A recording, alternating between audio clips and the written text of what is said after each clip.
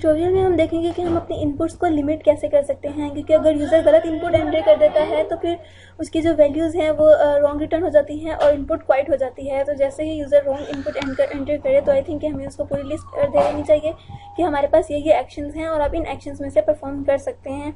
बताए इसकी कि ये बैड यूज़र एक्सपीरियंस होगा कि अगर हम उसको देते हैं कि I don't understand that command, इसके बजाय हमें वो तमाम कमांड यूज़र को शो करनी चाहिए जो कि वो एंटर कर सकता है और उसको रिस्पॉन्स हमें दे सकता है। तो डू एक्शन जो है हम इसको अगर लूप में कर ले तमाम एक्शंस को और यूज़र का जो रिस्पॉन्स है उसको बार बार थ्रू द लूप हम लेते रहें तो वो ज़्यादा बेटर होगा। तो अभी हम देखते हैं कि हम उसको कैसे कर सकते हैं। हम गेट एक्शन की एक फंक्शन बनाते हैं, एक इसका और एंड कर देते हैं और अब हम यहाँ से इस चीज़ को जो है वो ओमिट कर देते हैं और इसको यहाँ पर प्रिंट कर देते हैं गेट एक्शन में, और हमारी ये चीज़ें यहाँ से अब रिमूव हो जाएंगी क्योंकि यहाँ पर अब हम इसको लिस्ट नहीं दे रहे हैं। हम कहते हैं कि एक्शन गेट एक्शन, और अब यहाँ से इस एक्शन के अंदर से इस एक्शन वेरिएबल को कॉल होगी और वहाँ से जो भी वैल्यू रिटर्न होगी वो एक्शन के वेरिएबल के अंदर स्टोर हो जाएगी। तो हम यहाँ पे करेंगे कि रिटर्न और हमारे एक्शन को रिटर्न हो जाएगा, मतलब एक्शन के वेरिएबल के अंदर वो तमाम वैल्यू होगी जो कि यूज़र ने इनपुट में एंटर की हुई है, यानी कि user response, user underscore response हमारी ये वैल्यू है जो कि यूज़र ने इनपुट दी हुई है। तो इस तरह से जो है अभी हम अगर अप डाउन केस एंटर कर देता है, यहाँ पर केस एंटर कर देता है, इससे हमें कोई फ़र्क नहीं पड़ना चाहिए, हमारा वो एक्शन परफॉर्म होना चाहिए। तो इसलिए हम ये लगा सकते हैं कि हमारा जो यूज़र है वो जो भी एंटर करे, चाहे वो जो भी हमारी लिस्टिंग कमांड है उनको एंटर करे, चाहे अपर केस में चाहे लोअर केस में, हम उसको एक्सेप्ट कर लेंगे। तो इसलिए ये ज़रूरी है यूज़र के पॉइंट ऑफ व्यू से।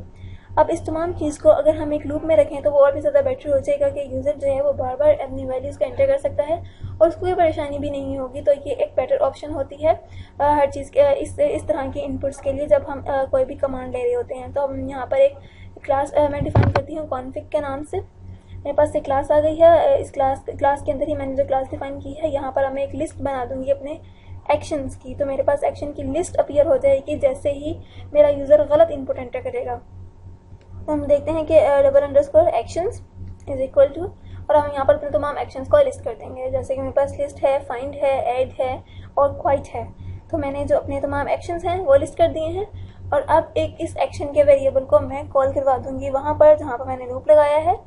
अब हम यहाँ पर सेल्फ डॉट एक्शंस में हम जाते हैं। एक्शन हमारे पास यूज़र का रिस्पॉन्स है जो हमने जिस वेरिएबल रिटर्न जो भी यूज़र रिस्पॉन्स रिटर्न करता है वो एक्शन के एक वेरिएबल में स्टोर हो जाएगा और फिर यहाँ से वो एक्शन की जो एरे है वो प्रिंट हो जाएगी। तो हम नीचे चलते हैं, यहाँ पर इसको ज़रा लूप में डिफाइन कर देते हैं इस पूरी चीज़ को, इस क्लास को भी यहाँ पर हम डिफाइन कर देते हैं। यहाँ पर हम अपनी उस कॉन्फिग के क्लास को कॉल कर लेंगे जब भी एक्शन लेना होगा। जैसे ही रॉन्ग इनपुट आएगी हमारे पास चूँकि यहाँ पर ये इंक्लूड हो चुका है, जैसे ही रॉन्ग इनपुट आएगी हमारे पास यहाँ पर वो तमाम की तमाम लिस्ट शो हो जाएगी। इस चीज़ को हम कर देते हैं लूप में, लूप एंड करते हैं। ठीक है, तो हमारे पास एक लूप आ गया है कि जब तक हमारा यूज़र इन एक्शन में से कोई एक्शन परफॉर्म नहीं कर देता है हम उसको बार बार वैल्यूज़ को एंटर करने पर प्रॉम्प्ट करते जाएंगे।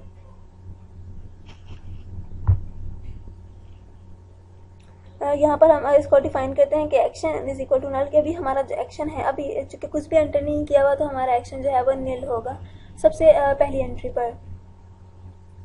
हम यहाँ पर एक कमेंट डाल देते हैं कि keep asking for user input until we get a valid action. जब तक हम वैलिड एक्शन नहीं लेते तब तक यूज़र अपनी वैल्यूज़ एंटर करता जाए। तो हम इसको ज़रा कॉपी करके यहाँ पर इसको हम पेस्ट कर देते हैं। यहाँ पर हम इसको कॉल कर लेते हैं गेट की क्लास को, क्योंकि यही वो स्पेसिफिक जगह है जहाँ पर हम उसको कॉल कर सकते हैं कोई भी रॉन्ग एक्शन इनपुट होने के बाद। ज्वाइन को एक्शंस को ज्वाइन कर रहे हैं कि इफ़ एक्शन, अगर हमारा जो एक्शन है वो जो भी होगा, अगर हमारा एक्शन वैलिड होगा इस तमाम लिस्ट में से होगा तो हमारे पास वो प्रिंट हो जाएगा। अभी हम इसको ज़रा रन करके देखते हैं तो आपको ज़्यादा अच्छे तरीके से क्लियर हो जाएगा। आप देखें, हम वेलकम कर देते हैं, फाउंड रेस्टोरेंट फाइल लिस्ट करते हैं तो लिस्निंग, कैपिटल लिस्ट करते हैं तो लिस्निंग, स्पेस देकर लिस्ट करते हैं तब भी लिस्निंग, और अगर मैं कुछ भी और एंटर कर देती हूँ तो मेरे पास एक्शन लिस्ट ऑफ एक्शन आ जाएंगी कि एक्शन मेरे पास ये हैं और मैं इनमें से एक्शंस को ऐड कर सकती हूँ।